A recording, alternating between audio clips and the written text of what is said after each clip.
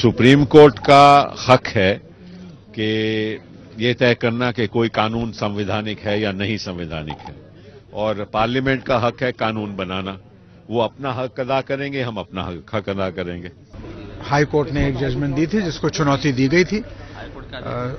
Supreme court के फैसले को पढ़ना होगा, उसके बाद ही कोई इस पर विचार किया जा सकता है।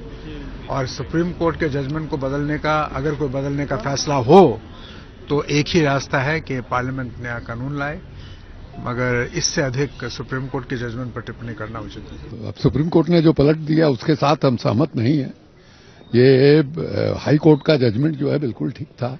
अब सच्चाई से कोई आंख मूंद ले और कहे कि नहीं साहब सुबह नहीं हुआ, तो इसका तो कोई अर्थ नहीं है। ये माने सदियों से हमको लगता है, जब से सृष्टि की रचना हुई है तब से ये सिलसिला जो है चल रहा है।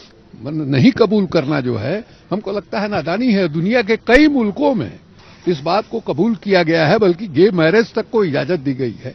तो इसलिए हमको लगता है कि सुप्रीम कोर्ट का ये जो जजमेंट है ये रिग्रेसिव है।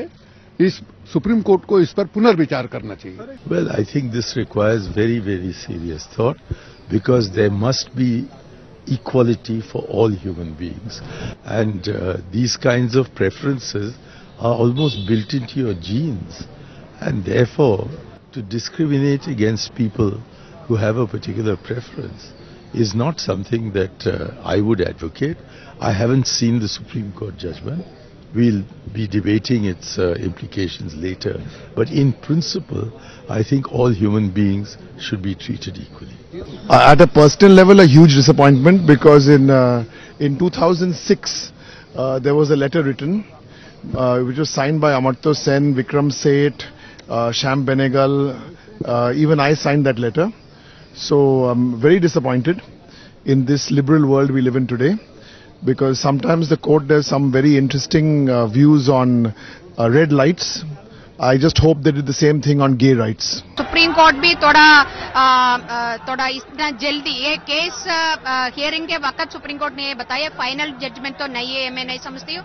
और पार्लियामेंट को इसका ऊपर लेजिस्लेशन के बारे में बात भी रखा है। ये एक चर्चा की जरूरत है और चर्चा चलती आ रही है हमारे देश के अंदर।